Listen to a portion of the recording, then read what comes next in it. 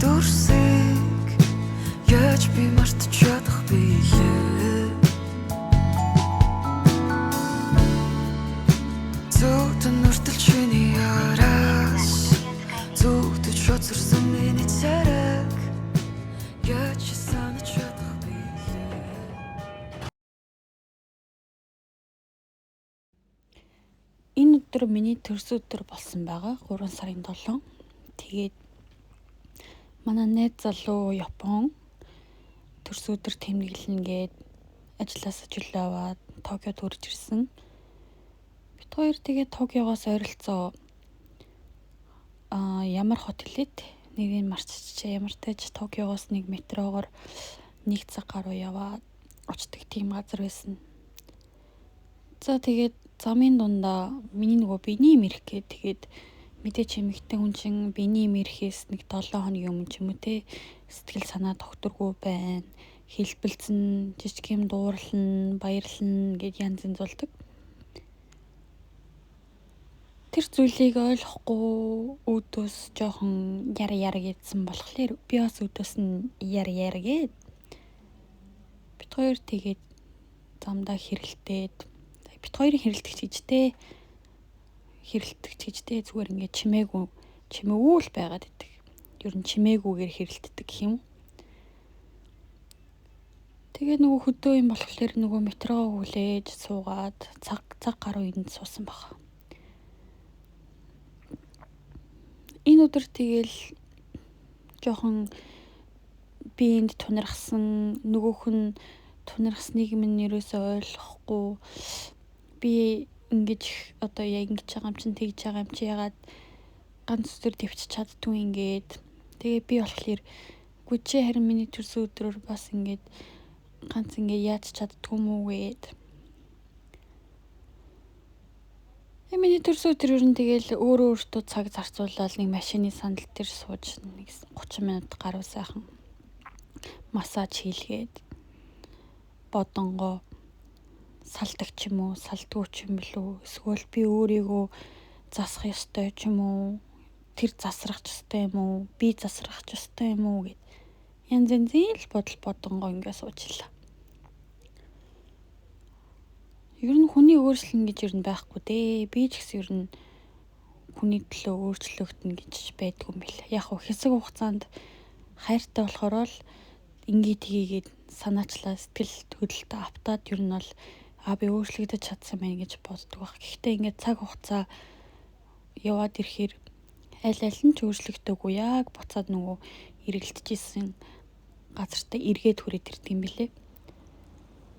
Гэхдээ яг эрэхтэй яг байдгаараа байхгүй л те тодорхой хэмжээнд оюун санаа бодол те юмыг харах өнцг нь арай өөр болцсон.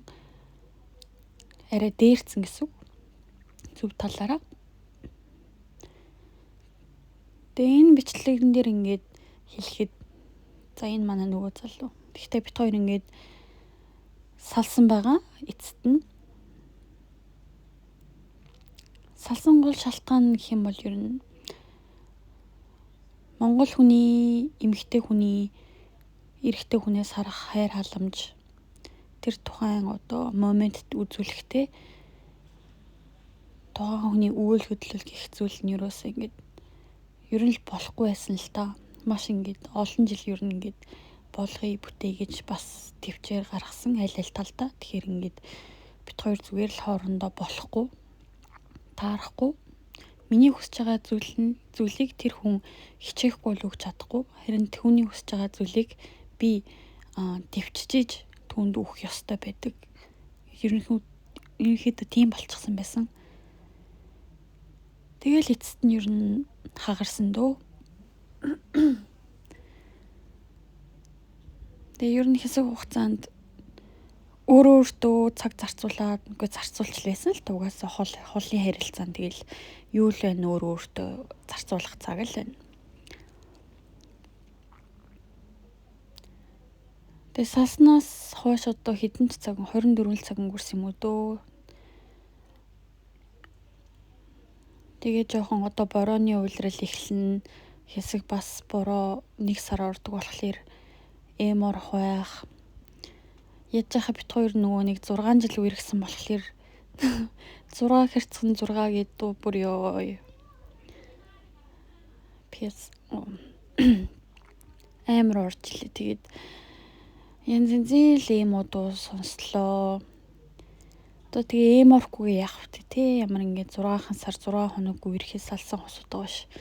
Бүхлөтэн миний анхны хайр байсан. Анх удаа хүндээ үерхэд хайр дурлал гэж ямар байдгийг ер нь гоё мэдэрч чадсан.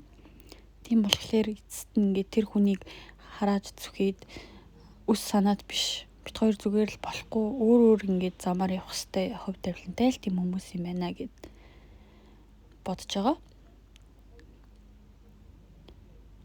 Тэгээ одоо move on хийх ер нь болсон гэж би бодож байгаа. Гэхдээ болох нь уу?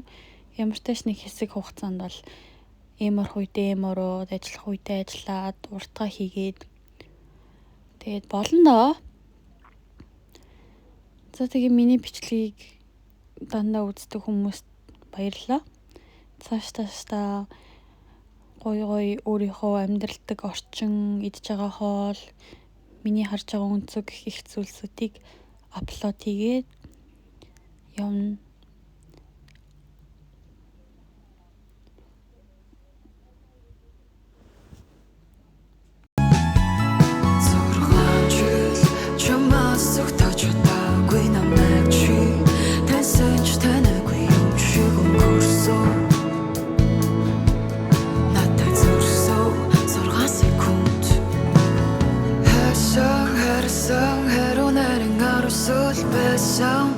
Бүхнээс үлдсэн ярусэл нэг үсэл эцсийн удаа харах хүсэл